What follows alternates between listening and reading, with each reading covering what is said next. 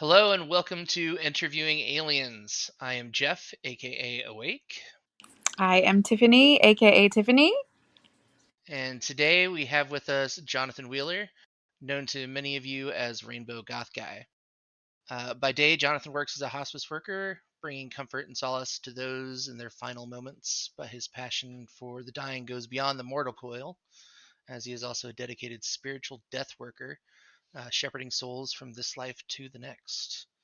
At this year's Hot Alien Summer Camp, Jonathan led a deathwork class that left attendees inspired and deeply moved. Today, we'll delve into his personal history, the path that led him to become a death worker, and his profound insights into spirituality.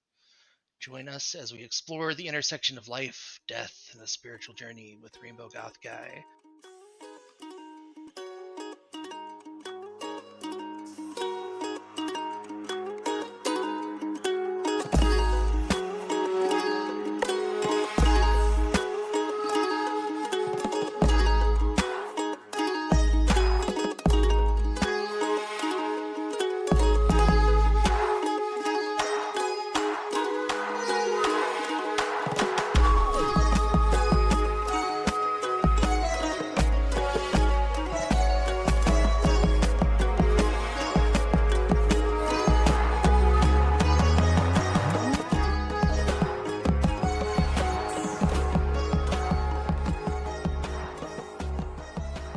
Jonathan, welcome to the show. Thank you. Wow. I'm Was that a good introduction? oh my God. I'm just flattered beyond words. I sound so amazing. Well, You did we're great. honored to have you here, bud. Happy to be here. I'm so excited. Yeah. So yeah, as you could probably tell, we're all very familiar with each other. We've talked quite a bit. Jonathan, I met you for the first time at Hot Alien Summer Camp, and got the chance to spend some time with you and get to know you and take your deathwork class, which was profound for me, and I know many other people. So it's really exciting that you decided to come here and share with everybody a little more about yourself and what you do. Thank you so much. I'm so honored. I'm so excited. Yeah. I've just been waiting for the opportunity to like share this, and it's like I finally found like the group that has clicked with who I am and what I'm doing. It's been just a dream come true. Why don't you tell us a little bit about how you got to this point here? Where did you start out with your work? Uh, I guess I'll talk about kind of my spiritual path a little bit because that it's very deeply tied into what I do. I was raised in the Mormon church, and so had religion, but always there was always like friction there, and I was never quite getting what I wanted, the deep divine connection. When I went to college, I met some people, and they introduced me to meditation and drum circles and kirtan, talking about manifesting and your thoughts create your reality and all these things, and like really opened up, you know, the way of thinking about life. It was just like more expansive than what the church taught. Uh, got Power of Now. That just sort of opened me up, and left college, got married, kind of went away from like really focusing on spirituality for a while, but was drifting away from the Mormon church. And in 2008, found David R. Hawkins, who wrote Power versus Force, and his books completely that I would, people say awakening. That was my big awakening, just like feeling like I got a glimpse of what divinity really was for the first time, and like what I had been seeking my whole life. Like, oh, that's that's what I've been looking for, and I could never find it through the religion. Uh, and it was at that point it internally devoted myself to, he called it like classically the path to enlightenment, um, you know, transcending the ego, discovering the presence of God. And it was like, so everything I was doing was like at the core of it focused on that. And so I left the Mormon church just because it was like, I don't need it anymore. I'm done. And shortly after, um, my then wife, we moved to Wisconsin. I started a business doing wedding videos, which I loved doing video production, and I thought that was my dream, my lifelong dream to, edit, shoot, do that whole thing. Turns out it was a horrible idea for me, not suited anyway, absolutely terrible. Hated every step of the process, hated weddings, hated the business, hated the editing. It's just like torture. I like got more and more and more depressed and anxious, and like it finally in like 2015 was like, I have to change something. I absolutely cannot do this anymore. I have to figure out something else to do. And it was like, reading stupid articles of like, here's how you pick your career, like, it was a kind of like led me to like, what are you actually good at? And what do you, not like, what's your passion? What's your blah, blah, blah. Like, what are you actually good at? What are your skills? What skills do you possess now that you don't have to like change everything about yourself to do? And so it's like, okay, I'm really, really good with people. I want to spend time with people. That was number one, the top of the charts. Um, and then the other thing was I wanted to do something with compassion. I wanted to help people somehow. Um, and somewhere in there, I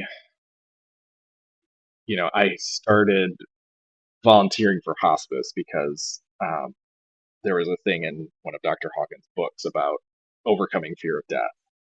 And he, he had like meditations to like kind of go down the levels. Like, what are you afraid of? You know, that I'll lose my job. And then what? I won't have any. And then what? Then I'll be out on the street. And then what? Then I'll starve to death. And then what? And then I'll die.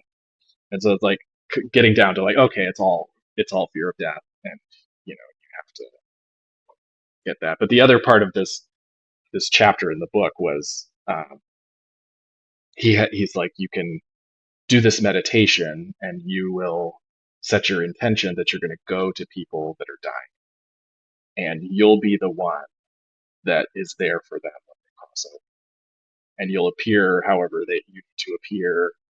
You'll and you can comfort them. You can say, you're not a body, you're free, and welcome them and comfort them. And I was so inspired by that. And then it like a light bulb went off. I'm like, well, I could do that in real life too. There's a hospice here. I could go volunteer for a hospice. So I had been doing that kind of often throughout the years, sitting with people while people ran errands, and, some like while they're actively dying, that sort of thing. But just being exposed to it and being in that world. And so when I was changing careers, I had this like frustrating moment of like I want to work in hospice, but like I'm not gonna like. I was in my late 30s at the time, like 35 or 36, and like I'm not gonna go back to. I'm not gonna be a doctor. I can't go to medical school at this point. Wait like 8,000 years when I be a hospice doctor, like, and then a social worker is another thing. Like, I got to get a master's degree to do that. I mean, that sounds insane at this point in my life. And it was like, oh, I could be a nurse. I could be a nurse in like 2 or 3 years. And then it was like, I was off and running. So I went to a tech school nursing program just with the idea to become a hospice Um, and in I graduated in 2019, and then had one job that didn't work out in the hospital, and then I got a job as a hospice case manager. Um, and yeah, I knew like that it was right where I needed to be. It was exactly what I wanted to be doing. Um, but as I was going, I'm like, I was doing the physical work and all of the nurse things that you do, um, which is a lot of calling pharmacies and doctors. Like, honestly, there's so much of my time is spent on the back and forth on the phone with a pharmacy. Um, but you're comforting families, you're educating families, you know, changing meds, you're doing things to get people comfortable as their symptoms change, whatever. But the whole purpose that I did it was to like do spiritual work for them. It wasn't like, wow, I love morphine and lorazepam and Medicare charting. Like it's like, no, I'm here because I'm not afraid of death. I'm not afraid of the dying process. It's not squeamish for me. I want to be there for them. And then so I was just like in there with people, like I'd be at their bedside and I'm chanting mantras to Shiva in my head, like, doing the Lord's Prayer, the Hail Mary or whatever, like was like their kind of thing sometimes, like out loud, trying to do like what I could to help them cross, but it was kind of just like I was making it up as I went because there was no like, um, I didn't have any guidance from anybody about, how do you spiritually help somebody pass over. So it got frustrating because there were lots of people that were like holding on. You could tell it was like there was some internal process that they were going through that was very extensive, and like they couldn't just let go and move on. And so I was like, what can I do? What can I do? Um, and it was like in that time I got exposed to. I first found P the Fairy was the first one, you know, talking about timeline jumping. She had Lacey Free on. I got on Lacey Free's Patreon. And it just was so awesome. And then it was like she's witchy and she's just talking about magic. And it was like, oh, um, I had never like gone into like magic because all the teachings I was following was just like you're shedding all the layers, you're letting it all go, you're not trying to do anything, you're not talking to beings. It's about the self with a capital S. You just, you know, yeah. But then it was like, well, but how do I interface with the physical world? How do I interface with everything that's going on around me? I need that. And then it was like, oh, magic, and it going down that rabbit hole. That led me to Jessa and all of that fun stuff. Um, but the first thing that sparked it was Damien Eccles, learning some of stuff from the Golden Dawn, lesser banishing ritual of the pentagram, some of these things, and trying to like get into like, okay, kind of actively going into the inner worlds. And that led me later to Quoria, um, from Josephine McCarthy, and that was a much more balanced, thorough kind of approach with more like safeguards. And she has a lot of stuff in her Quoria course about death work specifically, and you know how to help people uh, pass on.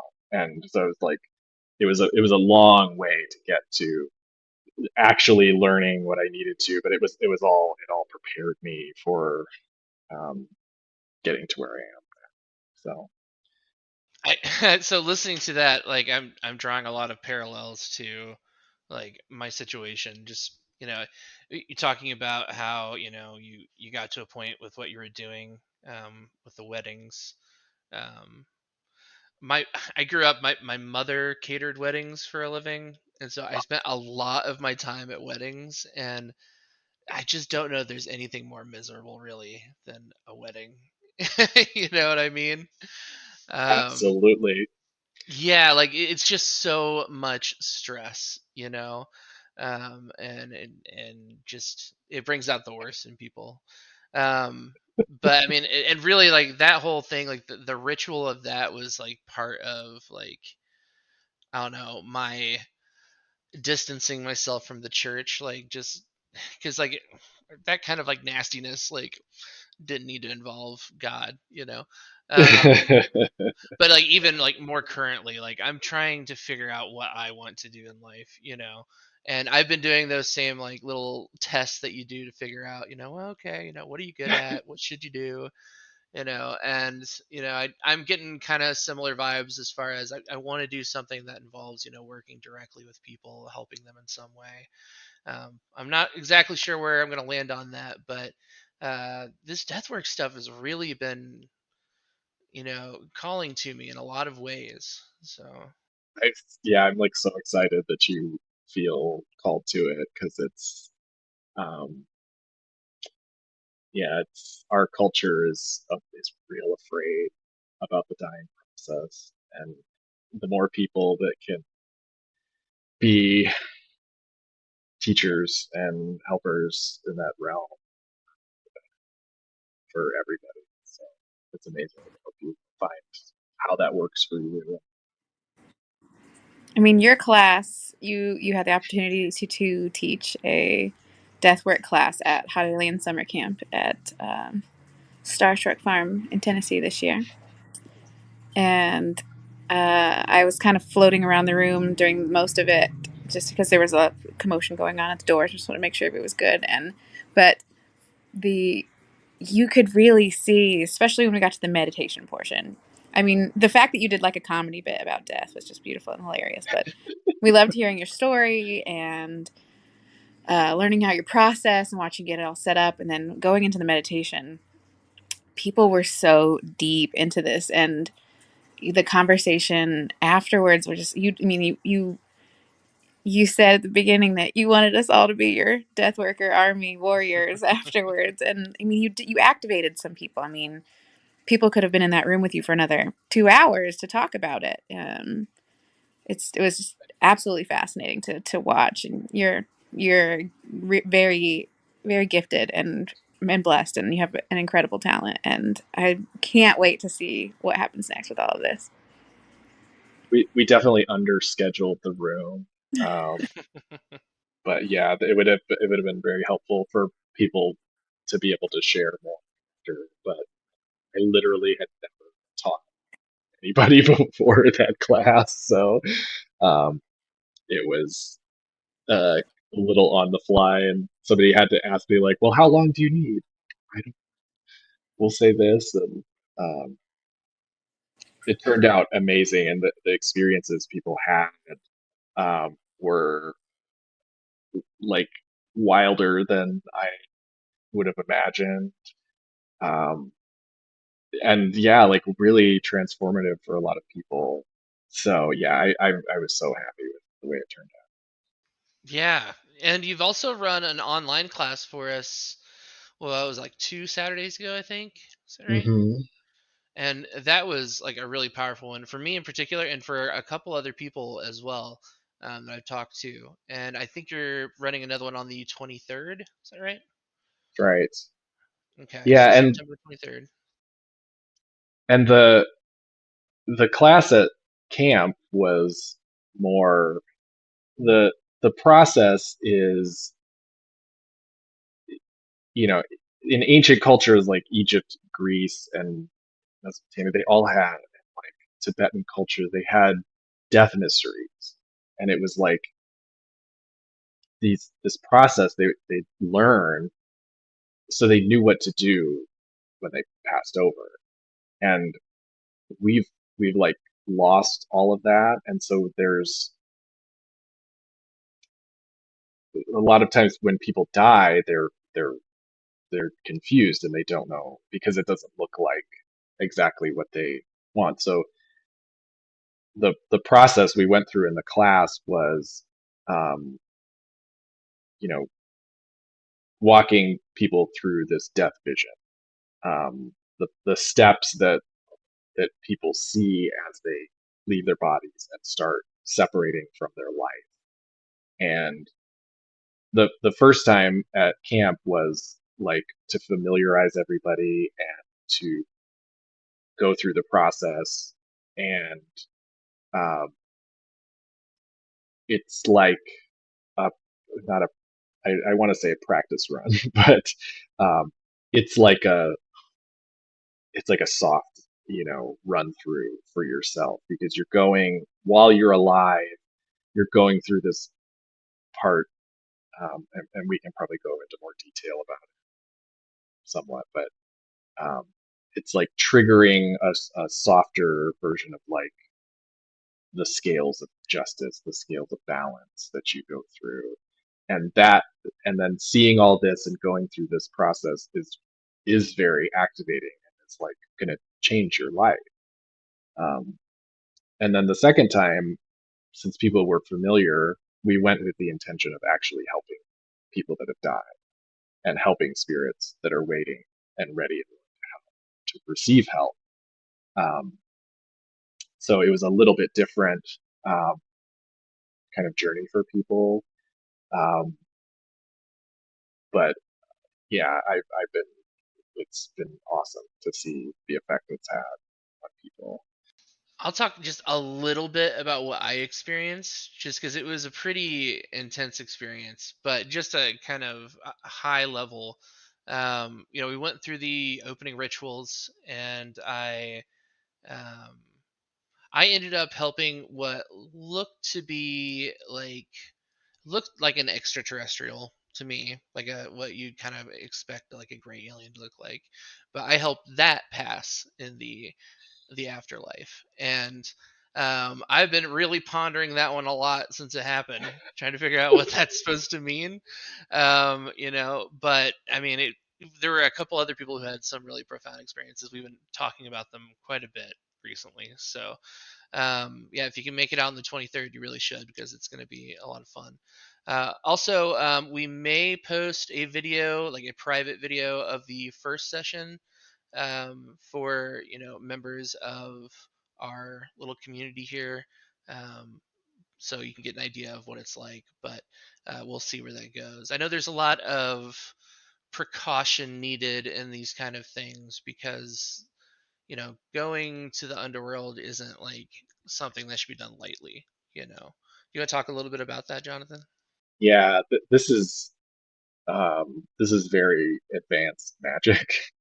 um, and I I had somebody asking me about it, like because they knew that I had done it, and it's like, so tell me what that is.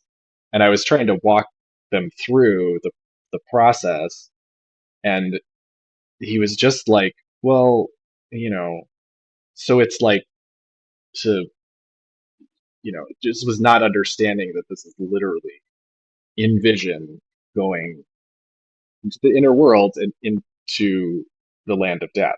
It was like it was about like, oh, it's like to develop yourself and to know the things that you're going to leave behind. And it was just it's like a theoretical exercise to them. And I'm like, no, no, no, no. You're literally the underworld is a place, and we're going in vision work, and that's if you've ever done like a guided meditation or a thing like that, and it it connects to that space in your mind where you see those images, whatever. But this is real. Humans have known about it for millennia, um, and there are the underworld, the land of death, is where everything goes to go out of existence, out of physical existence. And so it's not just humans, but there's also other beings, as we learned from Jeff. I didn't know that um, extraterrestrials or other beings like that pass through death in the same way. Um, and I'm guessing that it maybe looked different for them than how like this is our human Hmm. language for it, like the visual Right. language for what the process is. Um, but he might have been seeing different things than we were. For sure. Yeah, absolutely. Yeah, that's something I've been thinking about in regards to that. And also just in general, like I've been thinking lately about how different everything around us must really be when viewing things from like a higher level, like either a different dimension or, with different visual perceptions. Like, yeah, our mind really does a great job of constructing, what is around us in a conceivable way, and I think that it's Mm. the same thing when we're in that space. Our minds are trying to conceptualize something that's a lot greater than what we're seeing, but in a way that we can, understand and process and work with, and with Yeah, familiarity. Yeah.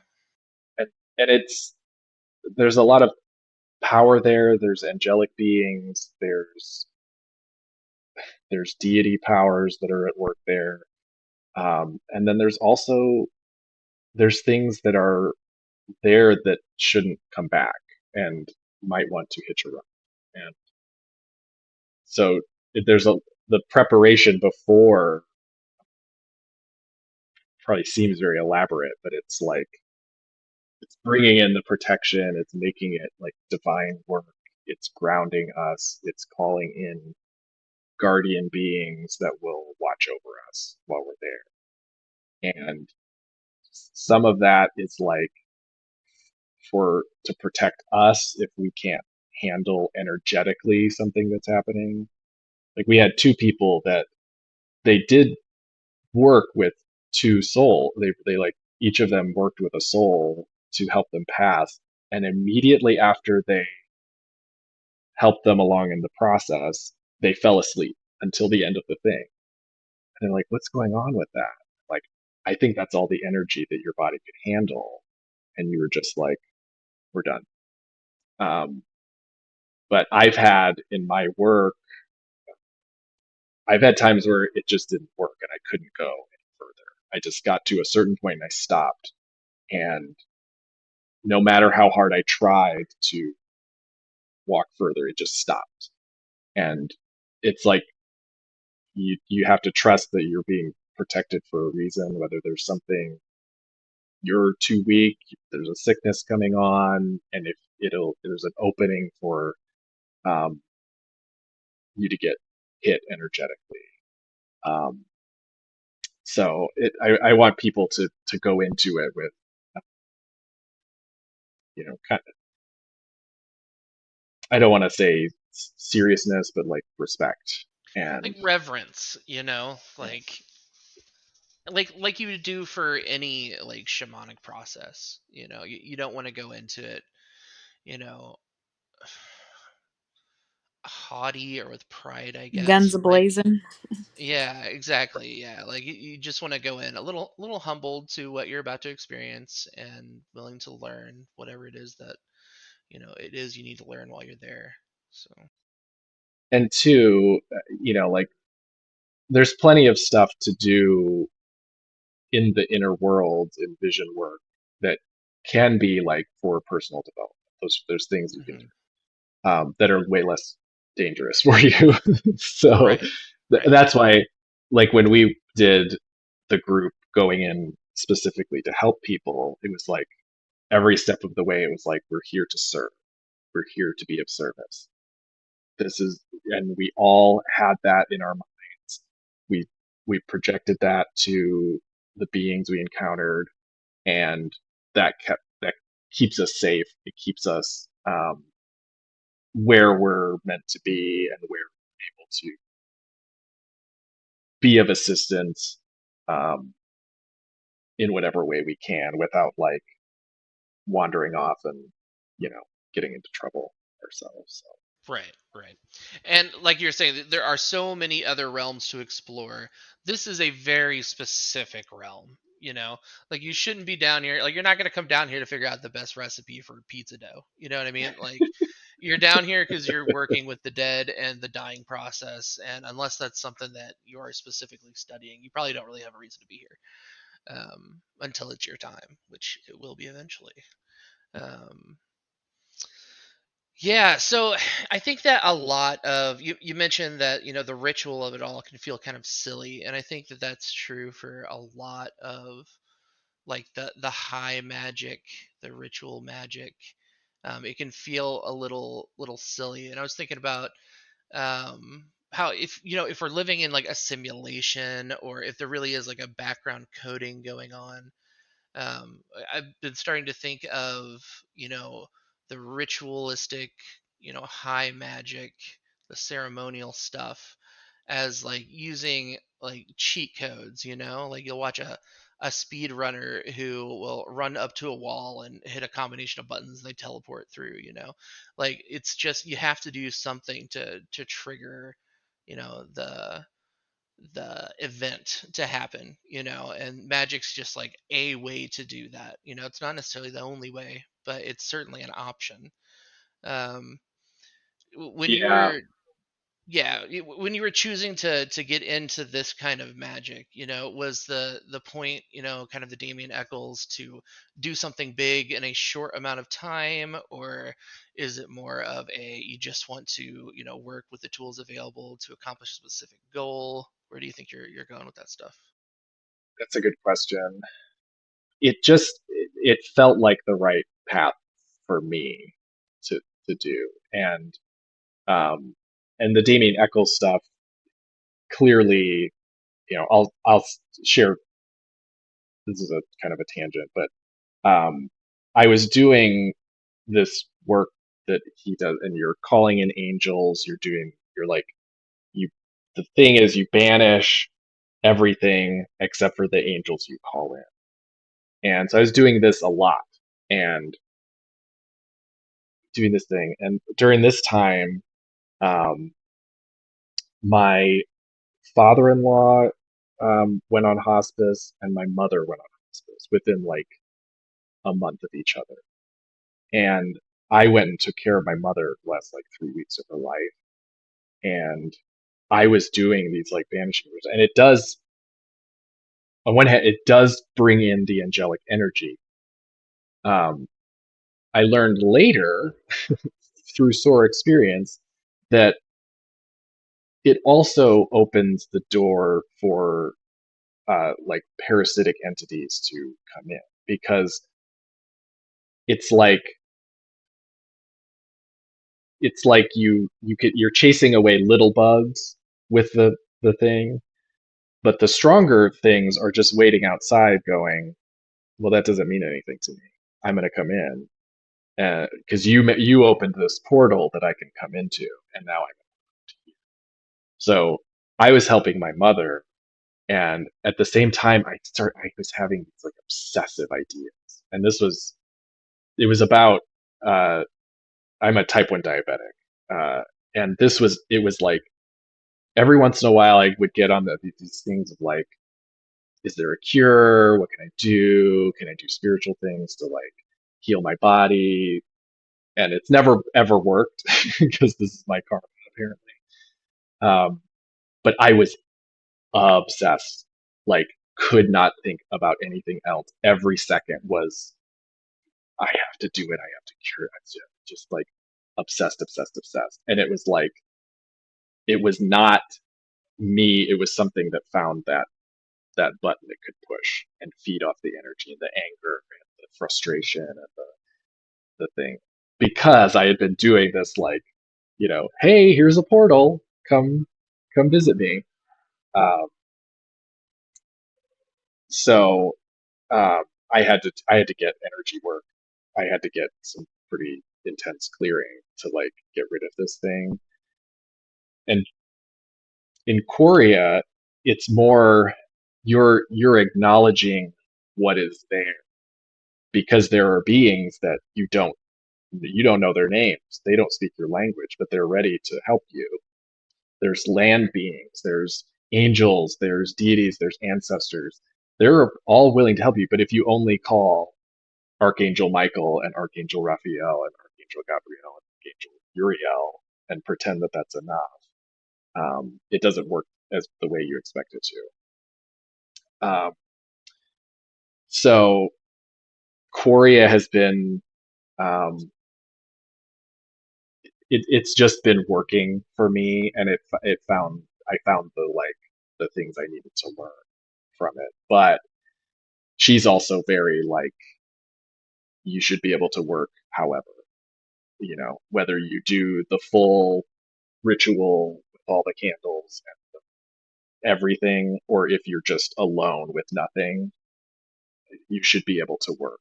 And so, I don't want anybody to feel like they can't do this work because they don't know the same rituals I do. You just have to be able to call in protection. You have to connect to the divine. You have to ground yourself. You have to be able to kind of bring those parts in because um, if I'm at home working for somebody, for a patient of mine, something like that, I'm doing the whole ritual with all the candles. I'm doing these things, and it is helpful. But I'm also at the bedside trying to get somebody's breathing under control, and opening the gates in the directions, um, calling to those angels. I'm calling to the beings, calling to the ancestors, um, so that the opening is there for them no matter what. I've done it in a car outside someone's house. I've done it, you know, you hear somebody is dying, and then you just go, okay, and you go through the process with them. So it's just one way. Shamanic people do it a different way. Um, Witches will do it a different way. Um, it's all it's all fine. It's Yeah, not the it's all about intentions, right? yeah, Like yeah, if you're setting your intentions and your intentions are good, you know, then you can do anything really, yeah. I think that there's several billion people on earth and an equal number of ways to perform magic, but if you don't know where to start, ceremonial and high magic is a great place because there's bountiful information out there, and if you start with it and you find that that's what's doing it for you and you want to stick with it, great, because there's even more info for you to go find. But if you start with it and find that I feel like I can do this without all of these steps, or I feel like I know my own way, I can intuit my own way to do it, that's fine too. But the point is to know what you're getting into with these things.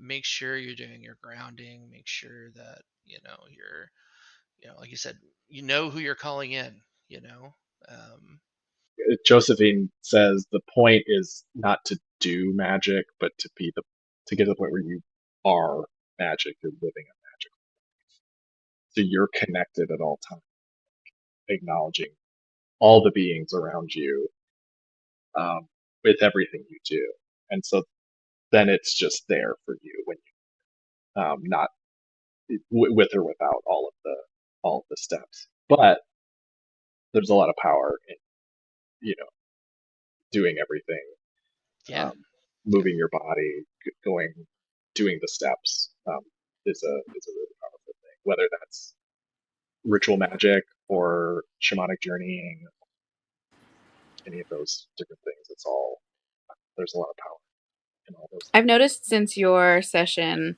just I think just through awareness of death work, death has kind of been like all like kind of all around me in ways that I've not seen it before. Like in so many ways, I won't get specific, but like one, we watched like a documentary the other day with Jeff and I did about the just about in every culture the way that they approach death and the passing of one human to, to the next life. And it's beautiful to see all of the different grief, the different process, the different rituals that so many cultures do for their loved ones, and it's just been like touching. I'm like seeing it in a whole nother light. It's absolutely touching. Like a person passed recently just down the street, and about every day I go, there's like offerings left at the site, and all of these letters and candles and good old bottles of liquor and stuff. Just whatever. They're just really it's a beautiful thing to see, and it doesn't have to. I mean, yeah, there's grief. Yeah, it's fucking heartbreaking, but there's something very beautiful about the celebration of that life. And as a result of your class, we have kind of evolved in our community project that we want to do as a community. There's several of our group that since our first gathering at a alien school field trip in 2022, we have been looking for land and trying to come up with a business plan of how that looks. And it shifted very quickly within a few days after camp that we really want to start offering services metaphysically, physically, and spiritually for that end of life process. And it just was crystal clear. I mean, as soon as we got home, that's what we need to do. That's what we need to be doing alongside of other projects. But like the main focus is educating and supporting that process. Um, the Church of the Living is kind of the idea that we're working with right now, and um, we have a Discord community that we'll put a link to. There's a link everywhere for it, but this is where a lot of our community meets, and I want to say fellowship, but that's not the right word. Edit that out. Edit it out. I mean, it's true. No, Some no, people it's will not. totally vibe with fellowship. Some No, people, get we'll me get out of some here. Christians that'll just eat that up. Trauma. Yeah. Edit that. Mark that down. I don't want to trigger anyone's trauma, but we have a Discord community where we gather and where we all met, and where we keep in touch. And when we first brought it to the group that this is something we were interested in, it was just fascinating. It was absolutely heartwarming to see how many people were interested in this, wanted to be a part of this, saw this in their future, could envision themselves there. From people providing the food, aspect of to the end of life to, you have, healthcare professionals, you have counselors and death doulas stepping forward, and from on the metaphysical side, we've got energy healers and mediums. Like there's so many puzzle pieces to this that are coming together so quickly. And I am like beyond hyped about it. I'm so excited Yeah. to see this come together. I mean, I can see it. It's just at the tip of my fingers. I'm ready for it.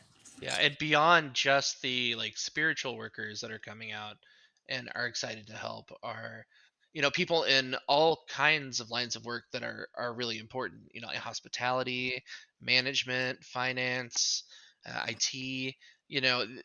This is the kind of project that's going to require a lot of people when things really get running. And it's not just going to need to be 100 yoga teachers. You know what I mean? So if you're thinking to yourself, this is interesting, I'd like to learn more, maybe see what it means to be a part of something like this, come check us out at the Discord, and see if you vibe with what's going on, and who knows what skills you might have to offer to make this kind of thing a reality. To add to the death worker army. Yeah, to Jonathan's death worker army.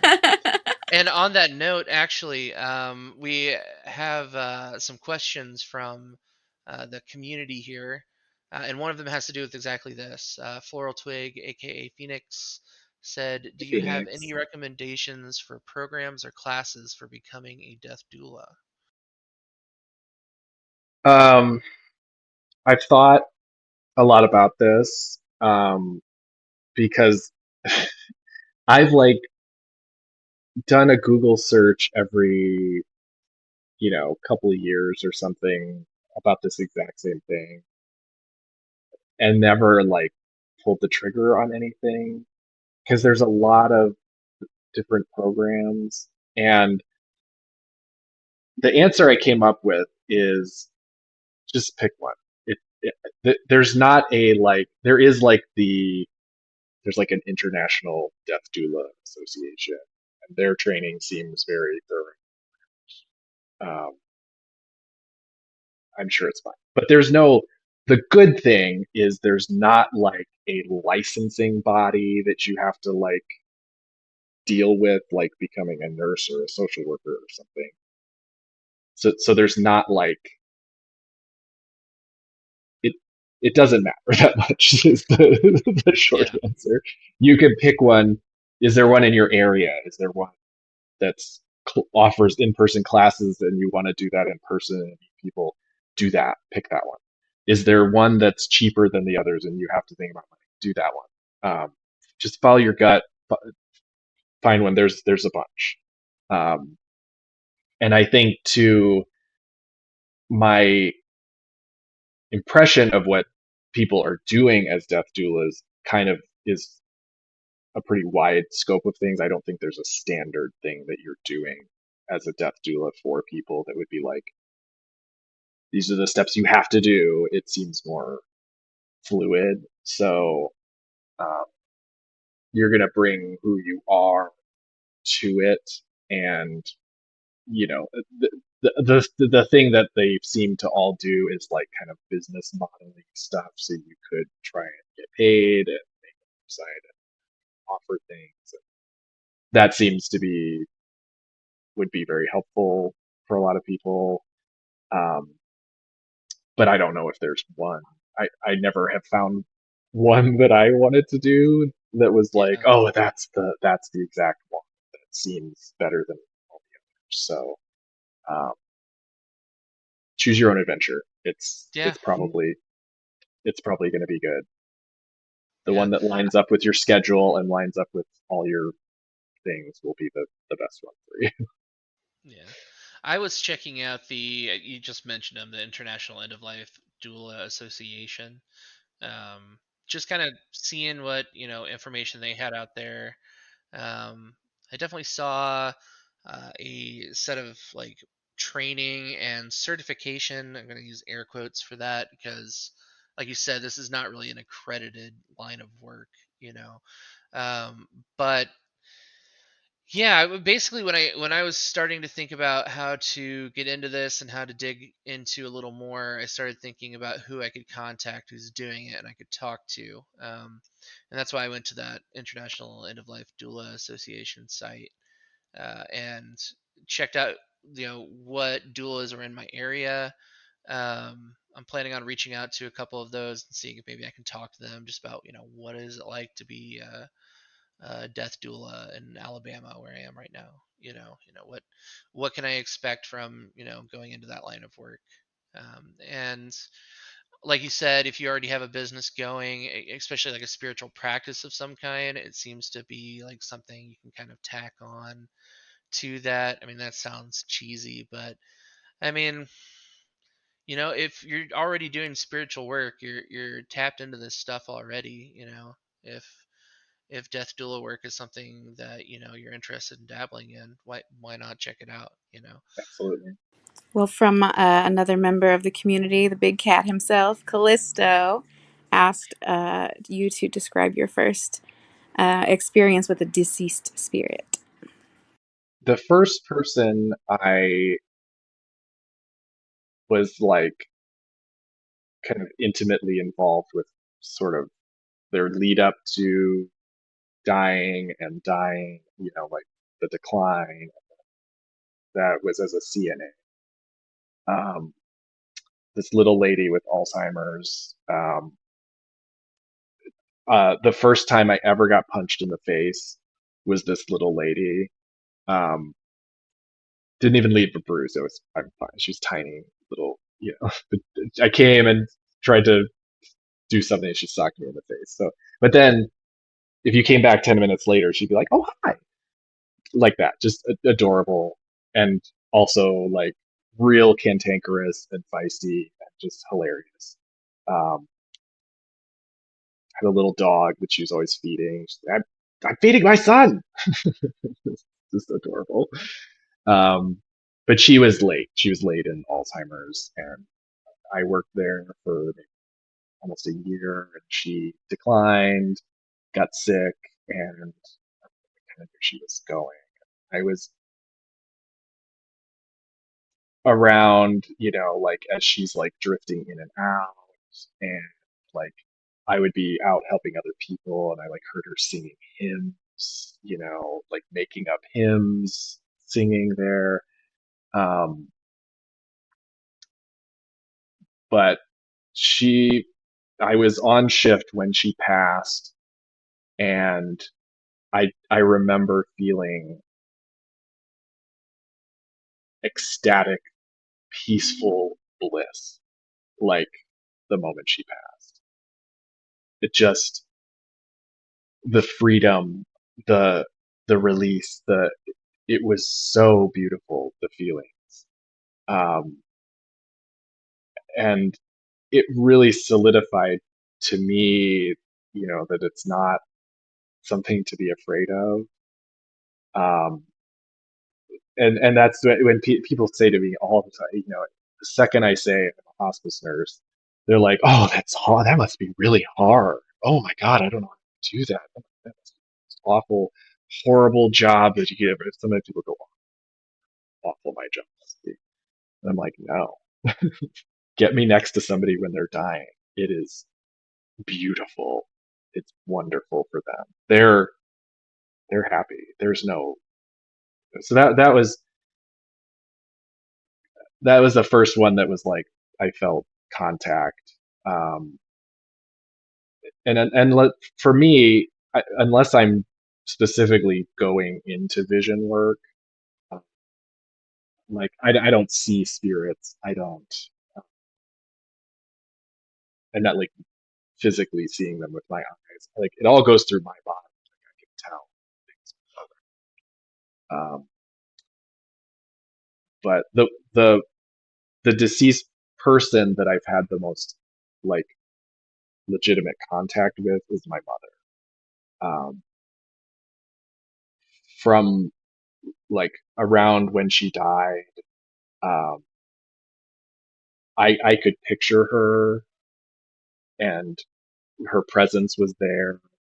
Um, and she's been around ever since. And um, I've gotten readings, and she's very specifically uh, working with me in the way that I'm doing. And I definitely channel her at times because her energy was always soft and encouraging and loving, motherly and holding. You can do it. That was my mom. And she, after camp, well, at camp, our friend An uh, from Montreal, uh, she said right after the mediumship class, my mother was like banging on her door, like, "You have to go talk to him. I need to talk to him. You have to go tell him that he needs to contact me." And she said it was kind of annoying. And she's like, "It's my fault. I could have shut it off. I could have told her to leave, but I just wanted to tell you she need to get in touch with her." So even from beyond the grave, my mother's telling other people, like, "Call your mother. You need to tell him he needs to call his mother." Classic. It's Yeah, great. yeah. Most people when they move on, they've moved on from me. I'm all business, so they're not hanging out with me. It struck me when you were talking about how like people say it's hard to work as a hospice worker, but you're very much like, oh no, get me right next to a dead person. That's I'm ready to talk to him.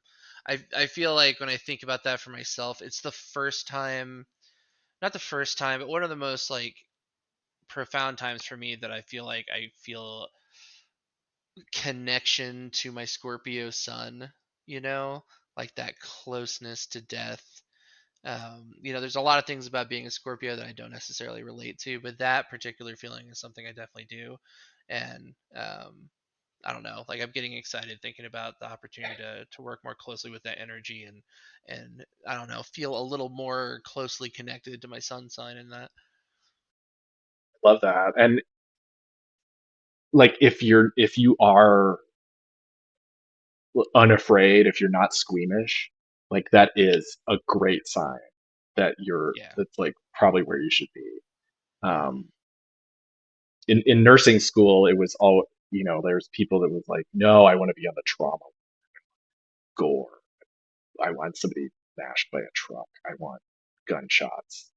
And I'm like, oh God, I don't even want to put an IV in. Mm. Like, it's just no, absolutely. But they're like, oh, I don't want to like, oh, ooh, no, dying. No, absolutely. And I'm like, oh, no, no, it's good. It's good. Get me in there. None of it bothers me. I'm much more like ugh, about surgeries and Hmm. IVs and all of that stuff than any part of the dying process. So it's a good sign for you that if you're like close to death, great, let's get in there. Yeah, yeah, like I'm the same way. I'm squeamish when it comes to, the blood and the gore. I can't really get into that, but the existential stuff I'm there for, like get me in there with somebody who's passing away. Let me help remind them how beautiful their life was and how much they have to look forward to in the next. You know what I mean? I'm ready for that. I've only ever accidentally connected with people that have passed or are passing. I had the honor of being able to connect with one of our community members' mothers right before she was passing. Like I was on, it was again an accidental kind of situation.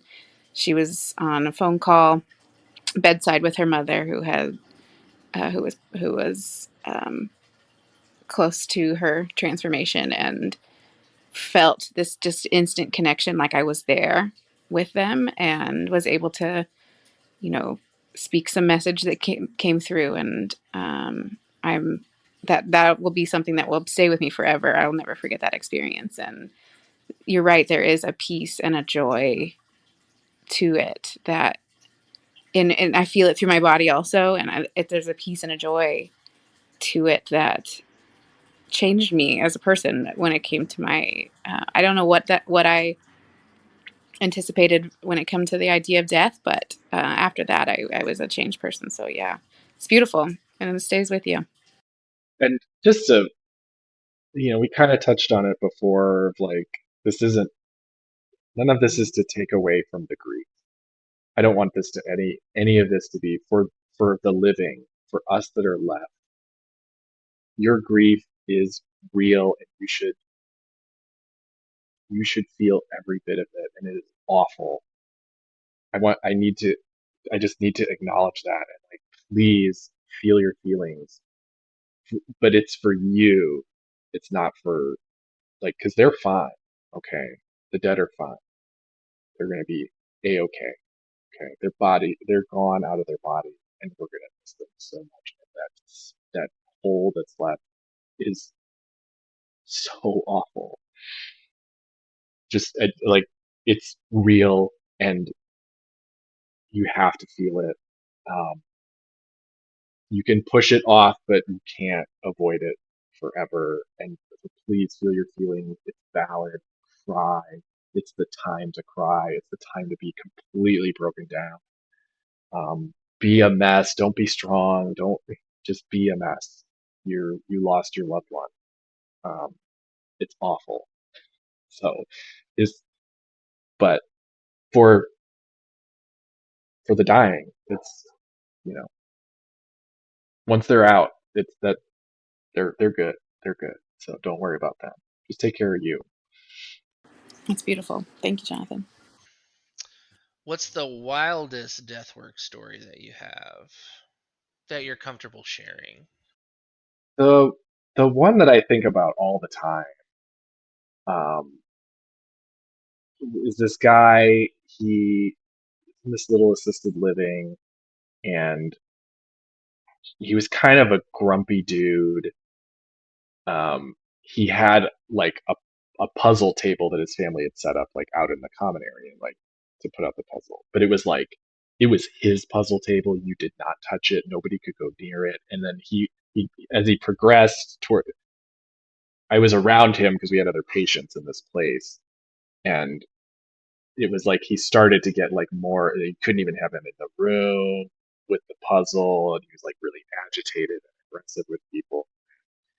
They had pretty severe dementia, but it was like dementia on top of some like mental health stuff that probably wasn't fully diagnosed. Some schizophrenia probably. He was hearing things. Um, but he declined to the point where he was appropriate for hospice, and he he was declining and declining and falling all the time. He'd get up and fall. He was on blood thinners, and it was about a week before he died. He had fallen. We went to him and to his son and said, "We need to. We want to take him off the blood thinners because he's more at risk for bleeding now than he is for risk of stroke." The son went through this whole elaborate thing of telling me the rationale for blood thinners to prevent stroke. I know why we do blood thinners, prevent the clot, prevent it from going to the brain. Yes, but he's not going to die of a stroke in the time. He's more at risk for bleeding from a fall than he is from having a stroke. We didn't take him off, didn't take him off. He fell again into, just like fell into the wall with his leg. Not like a full fall, but like enough that he had this big bruise, like big, they call it a hematoma, big like blood under the skin, and it just kept getting bigger. And he after that he went down, and he was actively dying, um, because we didn't take him off the blood thinners soon enough. But this guy, once he was in the bed and he was like, his consciousness was changing, he was tortured. Um, he was reliving memories and like literally screaming, like, no, no, no, no, like at the top of his lungs, screaming. And it was like somebody was getting hurt and he was trying to like get them to stop it or something. It was so tortured. I've never seen somebody so distraught. Um, and it was like, it took everything that we could to like get him medicated enough that he could have the experience, um, without it like taking over his whole body, if that makes sense. Um, and this was one I was just sitting there like sitting at his bedside because we got calls for him all the time, because it's like he was fine, now he's out of control. What do we do? Um, and it was just like, you know, is it the pain or is it just the psychology of this, these tortured memories? Like we didn't know. So we're just kind of throwing everything to get him. But like I'm sitting there like holding his hand, saying you're safe, you're safe. I know it's scary, but you're safe. Um, trying to like tell him, and I the one thing I tell everybody, which is from A Course in Miracles, is you are not a body, you're free. And the other thing is from Dr. Hawkins, and he said, uh, walk straight ahead no matter what, all fear is illusion. So I tell that to everybody because and this guy is just this terror that he couldn't escape. um, and we were like helpless other than morphine and haloperidol and these antipsychotics, to try and get him peaceful enough that he could let go of his body. But that one always stuck with me. Um, Wow. to, That is you know. intense. Yeah. Don't want to go like that. Wow. Um, do we have any other questions, Tiff? The other one from Callisto. Oh, yeah. Okay, so I'll preface this one with just saying that we at the Interviewing Aliens podcast do not condone the use of psychedelics, but we do, recognize that they're out there, and this is, of course, for harm prevention purposes here. So, the question is, what are your thoughts on the use of psychedelics with doing death work? um, I think there has to be a way to integrate it. I think there is some way to do it, and it, but how to, when in the process do you do it? And it feels to me like it would probably have to be like an earlier thing with like a guided, very like we're making it peaceful and set in setting. They always say, um, with somebody, keeping them safe, keeping everybody, so that they're able to feel safe the whole time. Because somebody like really end stages, if you threw psychedelic mushrooms at them, I have no idea how that would Right, right. go. I think during the process of like grieving your own death, though, that could be really helpful. I know that there's a lot of um, research into psilocybin and cancer patients that are nearing end of life, and that there's good results from that as far as um, just helping them. Again, I put it as realizing how beautiful your life is and that you have so much more to look forward to. Um, but Yeah, I'm not know the clinical term for that feeling. yeah, and then too, the like being able to look at the fear in that state where there's less fear, like you're seeing it through this like beautifying lens, or a different perspective, um, could be really helpful. I'm very interested to see what people do with it. I'm in Oregon, and they I think they just opened like the first center for these guided like psychedelic mushroom meditation things. So I haven't seen any like reports about how that's going for people, but it's really interesting, um, to at least to prepare people. Yeah, as we talk about this process and the project that we would like to work with the Center for the Living and Church of the Living, I also see um, being able to support the families and the loved ones of those that are going through that process. Um, and I foresee, some use of psychedelics to help with the grieving before and after, kind of situation. Um, so I'd be, interested to see, how that, to do some more research into those kinds of processes and you know, counseling and therapy options for those. So yeah, I think